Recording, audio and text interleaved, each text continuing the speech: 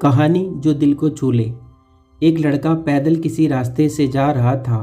उस लड़के ने देखा कि सामने वाले बिजली के खंभे पर कागज़ की पर्ची चिपकी पड़ी है और उस पर्ची में कुछ लिखा हुआ है।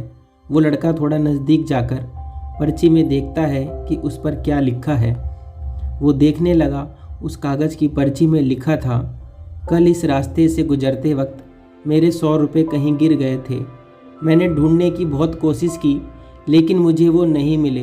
कृपया इस रास्ते पर कहीं भी किसी को भी मेरे 100 रुपये मिले तो इस पते पर पहुंचा देना। पर्ची में उसका पता भी लिखा हुआ था। लड़के को ये पर्ची पढ़कर उस पते पर जाने का मन करने लगा।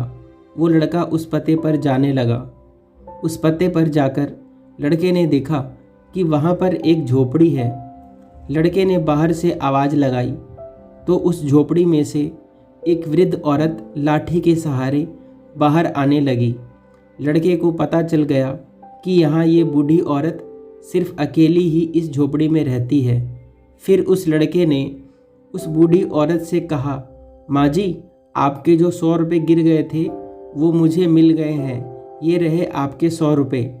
उस लड़के की बात सुनकर वो बूढ़ी औरत रोने लगती है और कहती है कि बेटा, अब तक करीब 15-20 लोग मुझे 100 रुपये देकर जा चुके हैं। बेटा, मुझे ठीक से दिखाई भी नहीं देता है और मुझे पढ़ना लिखना भी नहीं आता है। पता नहीं किसने मेरी ऐसी हालत देखकर मेरी मदद करने के लिए ऐसा किया है। लड़के ने 100 रुपये रखने के लिए कहा पर वो बूढ़ी औरत नहीं मानी। लड़के के बहुत आग्रह करने के बाद आखिर में वो बूढ़ी औरत मान जाती है, लेकिन वो उस लड़के से कहती है कि तुम जाते वक्त वो पर्ची वहाँ से फाड़ कर फेंक देना। मुझे पता नहीं कि किसने मुझ पे तरस खाकर ऐसा किया है। लड़के ने कहा, माँ जी, आप इस बात की फ़िक्र मत करना, मैं वो पर्ची फाड़ दूँगा। अब वो लड़का उस बूढ़ी औरत के घर से निकल जाता है।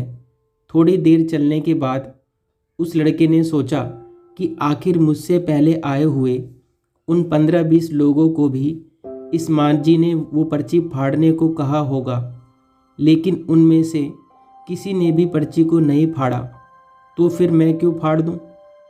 वो लड़का उस पर्ची को बिना फाड़े ही वहाँ से चला जाता है।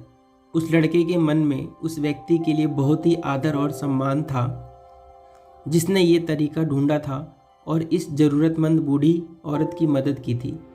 दोस्तों, हमें इस कहानी से ये शिक्षा मिलती है कि हमारे मन में सिर्फ किसी ज़रूरतमंद की मदद करने की इच्छा होनी चाहिए, क्योंकि मदद करने के तो बहुत सारे तरीके होते हैं।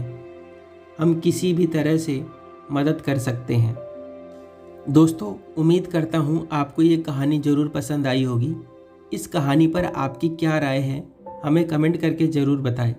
और आपको हमारी कहानियाँ अच्छी लगती है तो इसे लाइक, शेयर और हमारे सुनो कहानियाँ यूट्यूब चैनल को सब्सक्राइब करना ना भूलें। साथ में बेल नोटिफिकेशन वाले बटन को दबा दें ताकि आपको नई नई कहानियाँ सबसे पहले सुनने को मिलती रहे।